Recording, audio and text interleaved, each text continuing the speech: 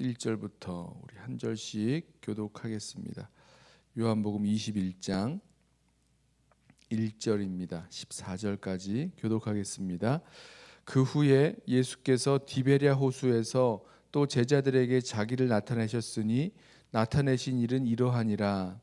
시몬 베드로와 디두모라 하는 도마와 갈릴리 가나 사람 나다니엘과 세베대의 아들들과 또 다른 제자 둘이 함께 있더니 시몬 베드로가 나는 물고기 잡으러 가노라 하니 그들이 우리도 함께 가겠다 하고 나가서 배에 올랐으나 그날 밤에 아무것도 잡지 못하더니 날이 새어갈 때에 예수께서 바닷가에 서셨으나 제자들이 예수이신 줄 알지 못하는지라. 예수께서 이르시되 얘들아 너희에게 고기가 있느냐 대답하되 없나이다. 이르시되 그들을 그물 배오른편에 던지라 그리하면 잡으리라 하시니 이에 던졌더니 물고기가 많아 그물을 들 수 없더라. 예수께서 사랑하시는 그 제자가 베드로에게 이르되 주님이시라 하니 시몬 베드로가 벗고 있다가 주님이라 하는 말을 듣고 겉옷을 두른 후에 바다로 뛰어내리더라. 다른 제자들은 육지에서 거리가 불과 한 50칸쯤 되므로 작은 배를 타고 물고기 든 그물을 끌고 와서 육지에 올라보니 숯불이 있는데 그 위에 생선이 놓였고 떡도 있더라. 예수께서 이르시되 지금 잡은 생선을 좀 가져오라 하시니 시몬 베드로가 올라가서 그물을 육지에 끌어올리니 가득히 찬 물고기가 153마리라 이같이 많으나 그물이 찢어지지 아니하였더라. 예수께서 이르시되 와서 조반을 먹으라 하시니 제자들이 주님이신 줄 아는 고로 당신이 누구냐 감히 묻는 자가 없더라. 예수께서 가셔서 떡을 가져다가 그들에게 주시고 생선도 그와 같이 하시니라. 이것은 예수께서 죽은 자 가운데서 살아나신 후에 세 번째로 제자들에게 나타나신 것이라. 아멘. 요한복음 21장을 보면 예수님께서 제자들에게 세 번째 나타나신, 그러니까 부활하신 주님을 세 번째 다시 만나게 되는 그 이야기가 나옵니다. 이 제자들이 예수님께서 십자가에 죽으시고 또 부활하신 것을 이미 보았습니다. 우리 요한복음 20장에서 우리 말씀을 나누었죠. 십자가에서 죽으시고 부활하신 예수님을 만나보았으나 이 제자들은 이제 무엇을 해야 될지 할 일이 이렇게 정확하게 없었던 것 같습니다. 그러니까 무엇을 할지 몰랐다는 거죠. 뭘 해야 될지, 지금 나에게 필요한 것이 무엇인지 할 일이 없었던 모습입니다. 도마 같은 경우에도 부활하신 주님을 배웠고 나의 주 나의 하나님이라고 고백을 했지만 지금 이제 뭘 해야 될지 모르는 그런 제자들입니다. 그리고 이제 이 제자들이 다시 물고기 잡는 업으로 되돌아가죠. 성질 급하고 또 행동파인 베드로가 제일 먼저 나서서 이번에도 제일 먼저 나서서 나는 이제 고기 잡으러 가야겠다라고 하면서 일어서자 다른 제자들 도마, 나다나엘, 또 야고보와 요한 세베대의 아들들 그리고 다른 두 제자까지 다 합쳐서 7명이나 되는 이 제자들이 그럼 나도 이 베드로와 함께 고기 잡으러 가겠다고 이제 고기를 잡으러 갔습니다. 말씀을 묵상하면서 저와 여러분에게 있어서 우리 예수님을 믿는 것만큼 중요한 것이 있는데 그것은 우리가 받은 그 사명을 자각하고 또 그 사명을 따라 살기 위해서 훈련하고 또 연습하고 또 헌신하면서 사는 삶이 우리에게 정말로 필요하다라는 사실입니다. 만약에 이것이 분명하지 않으면 우리가 받은 사명, 우리에게 주신 그 사명이 분명하지 않으면 다시 과거로 돌아가죠. 익숙한 것으로 돌아갑니다. 죄악에 물들었던 삶으로도 죄악의 자리라고 할지라도 익숙하면 그리로 돌아가 버립니다. 과거로 또 현실로 또 당장 무엇을 해야 될지 모르기 때문에 그냥 과거로 돌아가 버리는 그런 경향이 우리들에게 나타납니다. 이 베드로와 다른 제자들이 부활하신 예수님 만나고 나서도 사람 낚는 어부로 살아가지 못하고 물고기 잡는 어부로 곧 돌아가 버리고 만 것처럼 말입니다. 근데 문제는요, 이렇게 과거로 돌아갔지만 그렇게 만족할 만한 뭐랄까요, 성과라 그럴까요? 만족할 만한 성과, 만족할 만한 그런 결과를 얻지는 못했습니다. 밤새 고기를 잡았는데 한 마리도 잡지 못하는 그런 기현상이 일어난 거죠. 얼마나 허무했겠어요. 내가 예전에 고기를 좀 잡았는데, 물고기 좀 꽤나 잡았는데, 이게 예수님 따라다녔던 시간보다 일생을 바닷가에서 어부의 또 이 자녀로 또 어부로 자라났고 어부로 살아가던 그런 사람들이니 얼마나 익숙했겠습니까? 그런데도 물고기를 밤새 잡지 못하는, 한 마리도 잡지 못하는 이런 기현상이 생기게 된 거죠. 바로 그때 부활하신 주님께서 이 제자들을 찾아오십니다. 그리고 제자들을 회복시키시죠. 오늘 말씀을 보시면 주님께서 이 제자들의 무엇을 회복시키시는가? 저는 이 제자들의 사명, 제자들을 부르신 그 부르심을 회복시켜 주신다라고 생각을 합니다. 예수님 부르시죠. 얘들아, 너희에게 고기가 있느냐 부르십니다. 이제 예수님은 해변에 서셨고 이 베드로와 다른 제자들은 한 50칸쯤, 50칸이면 우리 몇 규빗이죠? 200규빗이라고 나오죠. 우리 그 관주를 보면 밑에 그 주석을 이 풋노트를 보면 200규빗 정도 되는 200규빗이니까 거의 한 100m 정도, 한 규빗이 50cm가 좀 안 되죠. 그럼 한 100m 정도가 이제 떨어져 있는 곳에서 이렇게 고기를 잡고 있었는데 예수님께서 해변에 서셔서 이 제자들을 부르시죠. 얘들아, 너희에게 고기가 있느냐 부르십니다. 저는 확인을 못 해봤지만 얘들아라고 부르시는 이 부르심이 마치 어렸을 때 친구들이 우리 부르죠. 얘들아 뭐하니, 놀자 이렇게 부르시는 그런 부르심처럼 들렸습니다. 얘들아, 너희에게 고기가 있느냐 물으셨습니다.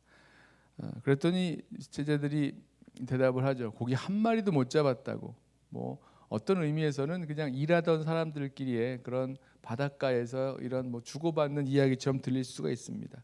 얘들아, 고기가 있습니까? 못 잡았습니다. 이렇게 대답하던 그런 대답들. 그랬더니 예수님 하시는 말씀이 그물을 배 오른편에 던지라, 그리하면 잡으리라 말씀하셨습니다.